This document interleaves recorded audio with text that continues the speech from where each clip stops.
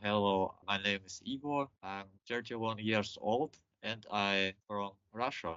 Igor was only 7 years old when a big dog attacked him and ate his entire face. He lost his nose, cheeks, chin, lips, and even an eye. It almost ended in a fatal outcome. First, they tried to stabilize me because I had lost a lot of blood and I was already in a coma. So, after they stabilized my condition, did a blood transfusion and stopped the bleeding. After some time, I made the decision to have plastic surgeries to restore at least something that was lost.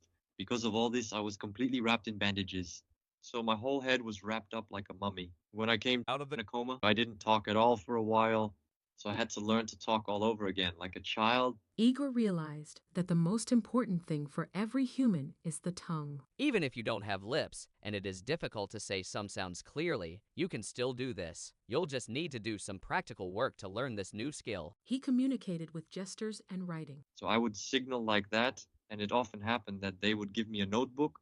I wrote that I wanted, then after a while, it just happened that I started to pronounce some words. My speech began to develop.